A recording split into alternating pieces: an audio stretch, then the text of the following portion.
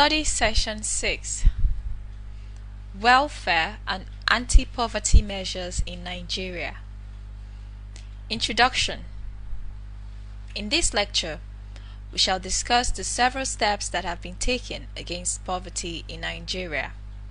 To this extent, it will be appropriate to examine the condition of Nigeria as it relates to poverty and how poverty in Nigeria is measured. We shall also discuss some of anti-poverty measures put in place by successive governments to reduce the scourge of poverty in Nigeria. Objectives. At the end of this lecture, you should be able to 1. Discuss the poverty situation in Africa and Nigeria in particular. 2. Explain how poverty is measured in Nigeria. And 3. Outline and examine the anti-poverty measures put in place by successive governments in Nigeria to cushion the scourge of poverty. Pretest. 1. Why is poverty very rampant in Africa and other developing countries? 2. How can poverty be measured in Nigeria? 3.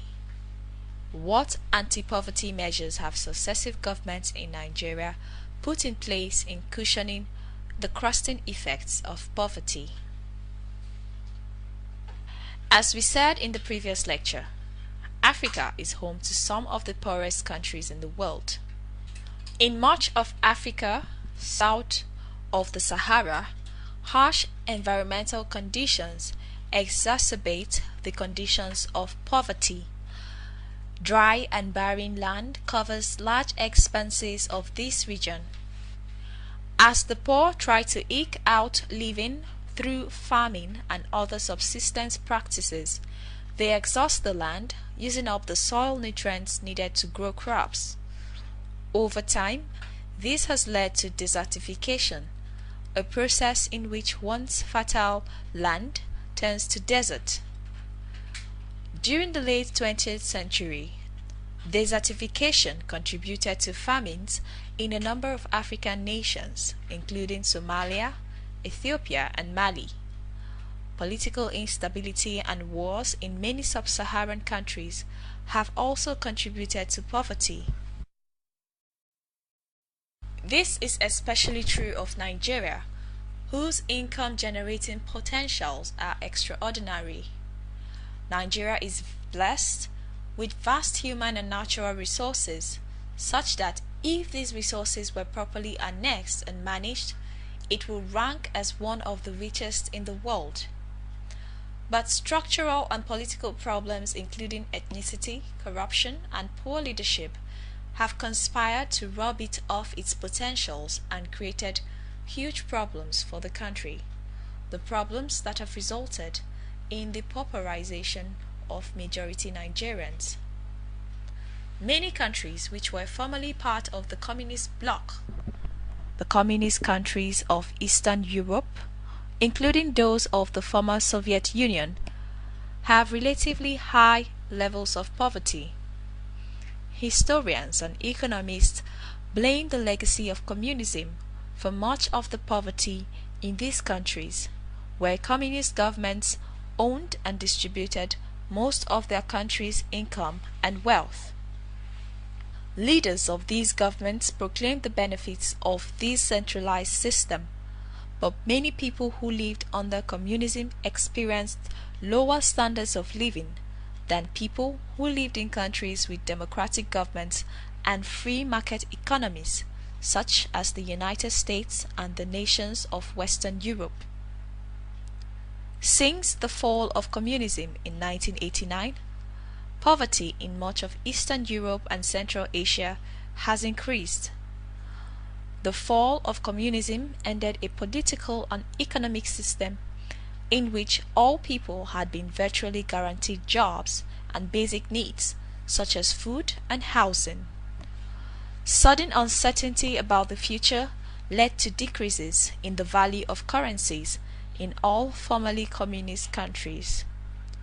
Wars and instability ravaged many of these countries. In the most devastating conflict, the former Yugoslavia erupted in violent civil war in 1991.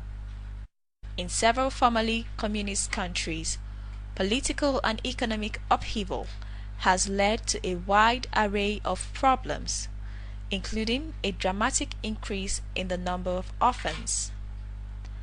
The high number of orphans has stretched the capacity of orphanages, and many orphans live in extreme poverty and suffer from malnutrition, disease, and starvation. Poverty in Nigeria. In 2002, several studies reported more than 75 million people living in poverty in Nigeria, or about 65% of the population. The number of Nigerian families living in poverty in the late 1990s and early 2002 is at an all-time high. While little has changed in the aggregate or total levels of Nigerian poverty, the composition of the people living in poverty has changed significantly. That is, poverty rates have changed significantly within demographic groups which are based on age, race, family status, and geographic location. Some groups of people are now much more likely to be poor than in the past, while other groups are less likely to be poor. We can divide the total Nigeria population into three basic age groups: children up to 17 years of age, prime-aged adults 18 years to 59 years, and the elderly 60 years and above. Poverty among children was higher in the 1990s than in the past 3 decades. About 60% of children were poor in 2002, more than any other age group. Poverty among prime-aged adults who generally work has fluctuated with changes in the Nigerian economy. In 2002, when the economy was thought to be performing well, about 40% of prime-aged adults lived in poverty. The numbers of elderly living in poverty increased dramatically between 1960 and 2002, from about 6% to around 78%. In 2002, more than 28% of married couples were poor. On the other hand, over 62% of single mother households lived in poverty at this time. Rates were even higher for single mother households within minority ethnic groups, where almost half of them were living in poverty. Higher percentages of people are poor in the southern and western parts of the country than in the northern parts. One reason for this difference may be that the south and west contain more and more sparsely populated rural areas, which have fewer higher wage jobs. Poverty is more prevalent in rural areas and also in central cities than it is in suburbs. Although pockets of high poverty exist, poor people live in all areas of Nigeria. Poverty measurements in Nigeria. Generally, people are said to be poor if their incomes fall below a certain level called a threshold, also known as the poverty line. In this definition, the poor do not have enough income to purchase or have access to basic goods and services such as food, clothing, transportation, and education.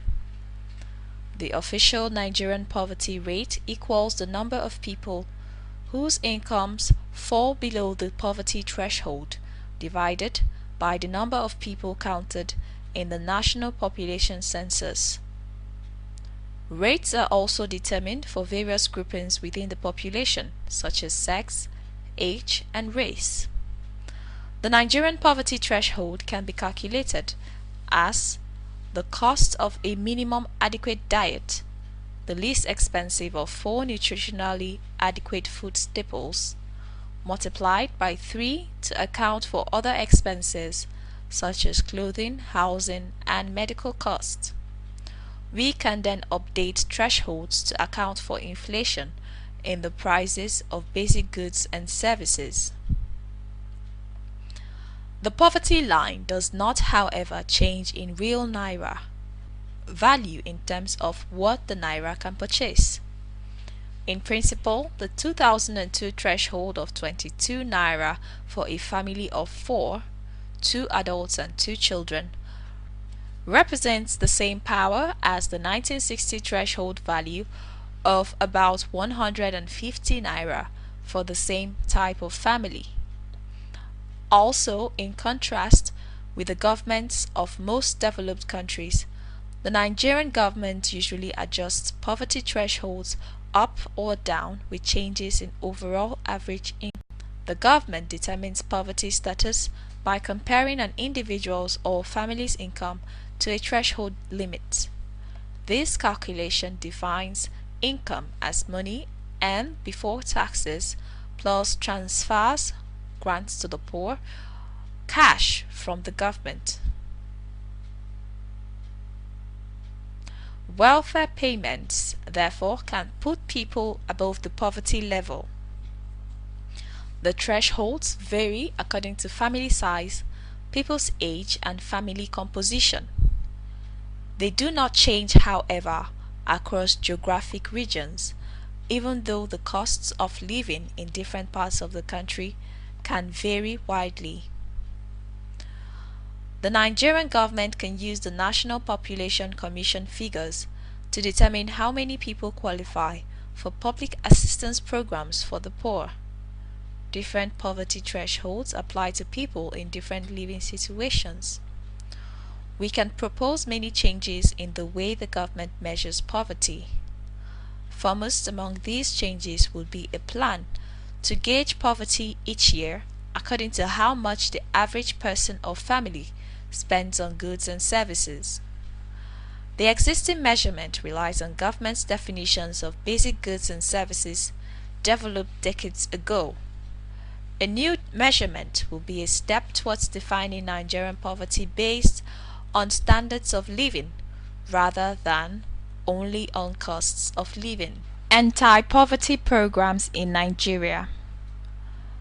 A number of Nigerian government agencies use poverty statistics to decide how much to spend on poverty alleviation programs and transfers of money, goods and services to help the poor.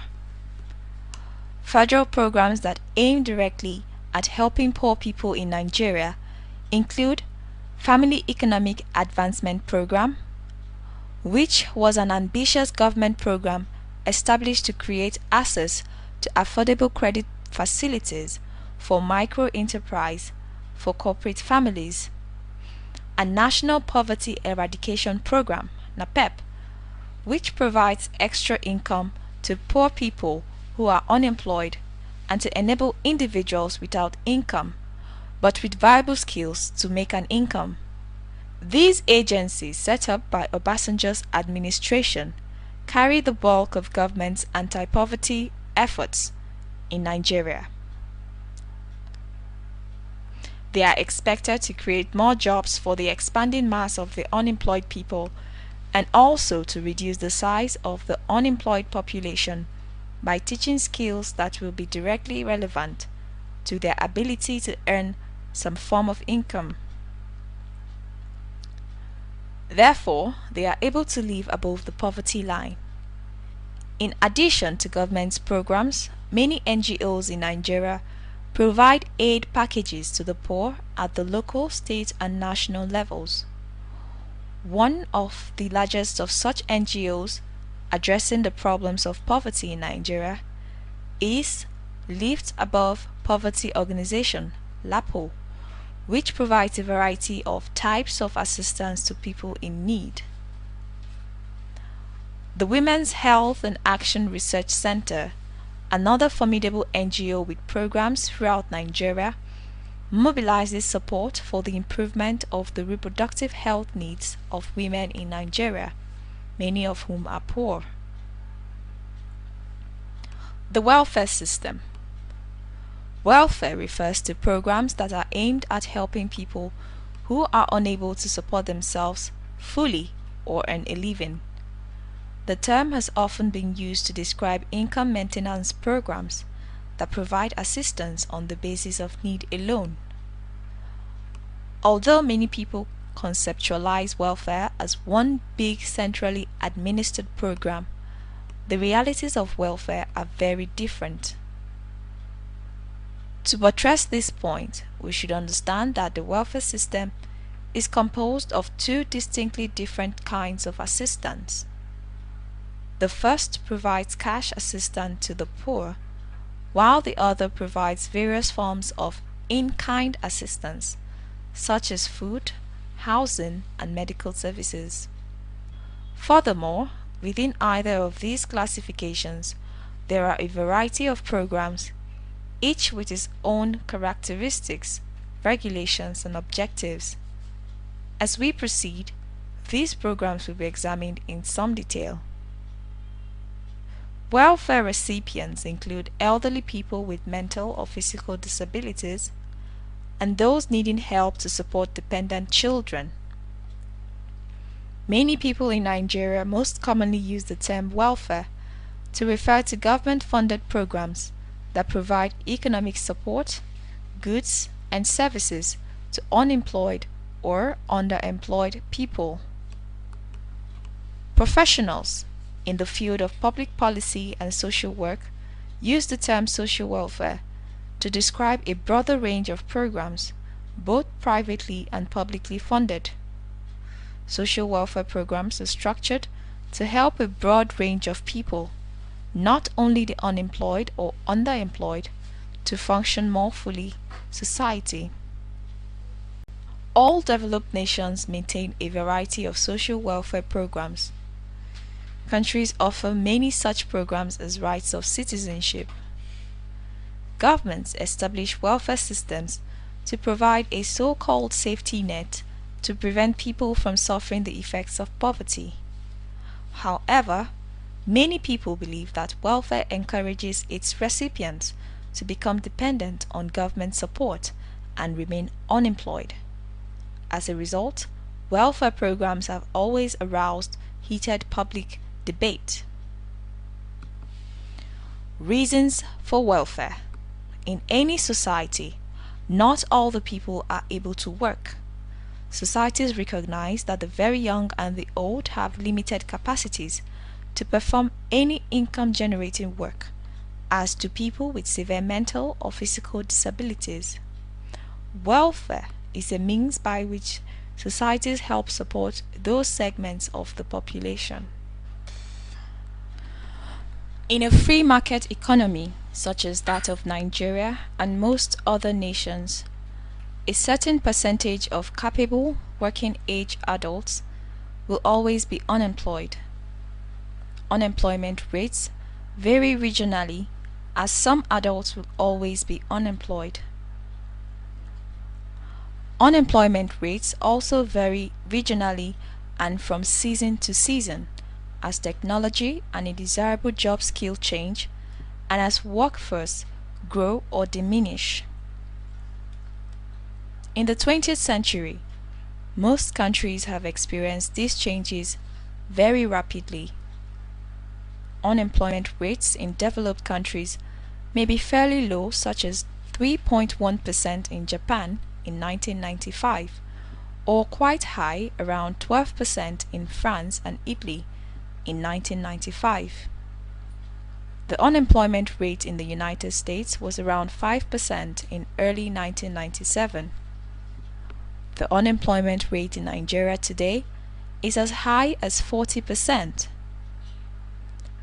Long-term economic changes have also weakened social support systems, which in turn have increased the need for social welfare programs.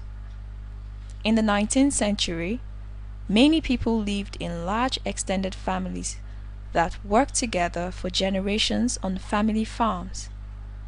The size of the family, which could include grandparents, cousins, and other relatives, and its stability were important for farm production. During the 19th and 20th centuries, countries around the world shifted from primarily agrarian farming to primarily industrial economies. In the late 20th century, some of these nations shifted again and became primarily post-industrial, service and information-based economics. Wherever these shifts occurred, the tradition of people living in large families began to disappear. Many people began living in smaller and post-industrial jobs in factories, retail stores, and offices, which often depend on flexible and mobile workers. Since most of these jobs are away from their home, people must seek work and take it where it is offered. They may have to relocate with certain jobs. Most people in Nigeria today have completely separate family and work lives. Small, flexible families are better suited to these kinds of work patterns. Small families do not, however, provide the kind of social support that extended families do. In addition, Nigeria has a growing number of single-parent households, which provide even less support than do typical nuclear families, and increasing numbers of people living alone. Fundamental changes in the global economy also create welfare needs. In the second half of the 20th century, businesses began moving low-skilled jobs to countries that could provide cheap labor. They also created many new higher-skilled jobs, such as those in technological and scientific research and computer programming. These changes have affected both developed and developing nations. They often require that people move, learn new skills, or dramatically alter their living arrangements for work. Such shifts leave people in situations where they need a safety net. Forms of welfare in Nigeria. The Nigerian government provides welfare in a number of basic ways. Some programs distribute direct cash assistance that recipients may spend as they choose. Other programs provide specific goods such as public housing or the means to obtain them, such as subsidized rents, vouchers to offset private housing costs, or coupons to purchase food. Still others provide services or the means to obtain services. Welfare services include healthcare, childcare, and help coping with drug or alcohol dependency.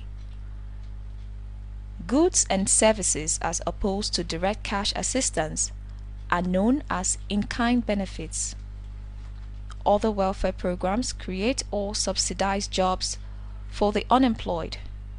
In addition, the government also provides pension to retired people, which some people consider a welfare program. If calculated as expenditure, the payment of pensions is one of the more costly Nigerian welfare programs.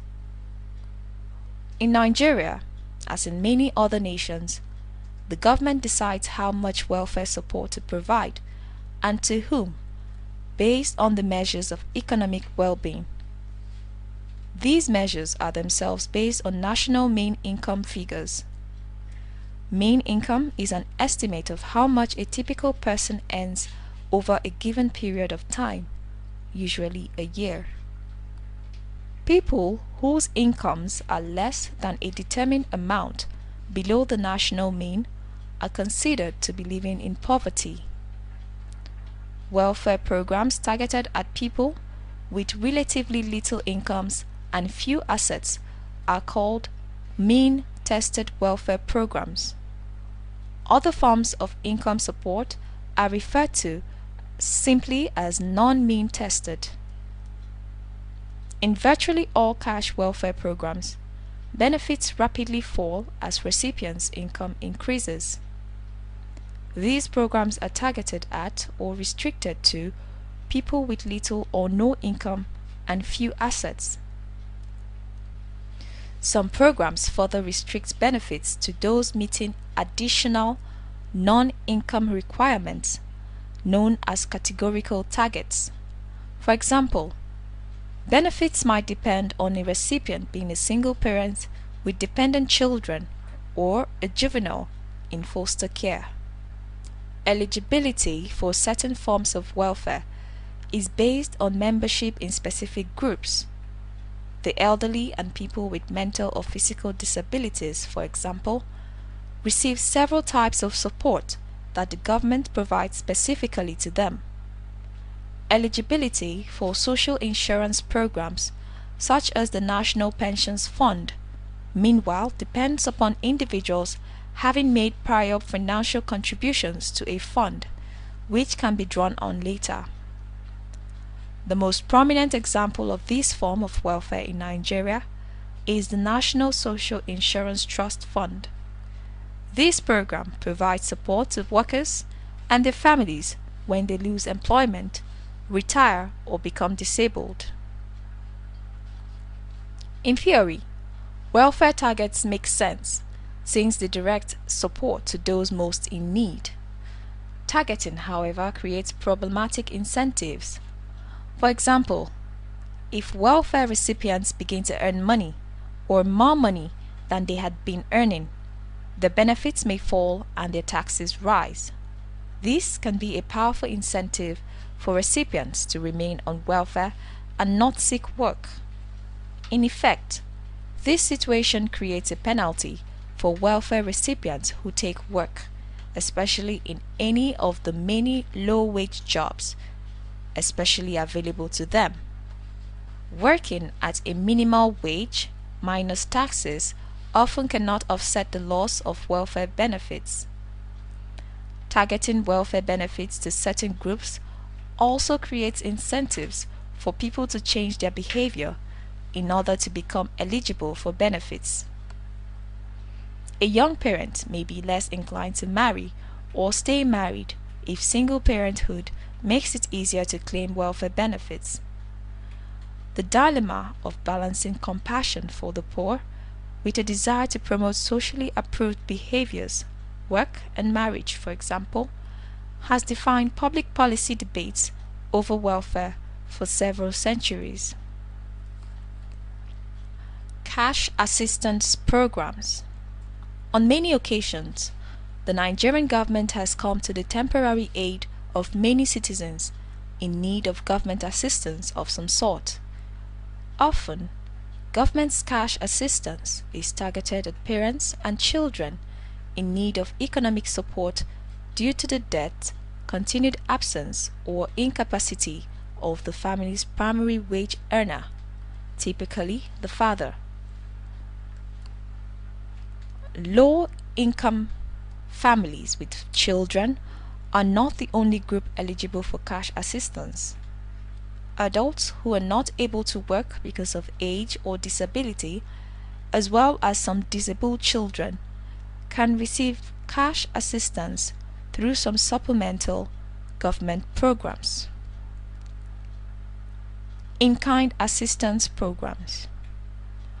Most people on welfare receive more than just cash assistance. For example, many persons receive Medicaid, health care support, food and clothing assistance, housing assistance, or live in public housing. And many have been actively involved in programs designed to help them find work, such as the NAPEP program. General assistance programs. No federal cash welfare programs exist for people who are clearly able to work. Single adults and couples who have no dependent children and who are not eligible for a disability program. However, some states or local governments may provide help for such people under what is called general assistance programs, Where they exist, general assistance programs commonly provide limited economic support and subsidies for medical care. In conclusion, the general public and government representatives at all levels have grown increasingly critical of the Nigerian welfare system. In fact, many have argued that there is no deliberate government welfare policy in Nigeria. Instead, what the government calls welfare are a series of disjointed, ad hoc, haphazard arrangements that depend on the whims and caprices of the particular person wearing the toga of government. In essence, it has been argued that there is no systematic effort to incorporate systems of welfare in the Nigerian polity. Many welfare programs targeted at fighting poverty have failed to produce the much desired results. According to unofficial estimates, over 60 million Nigerians live below poverty lines.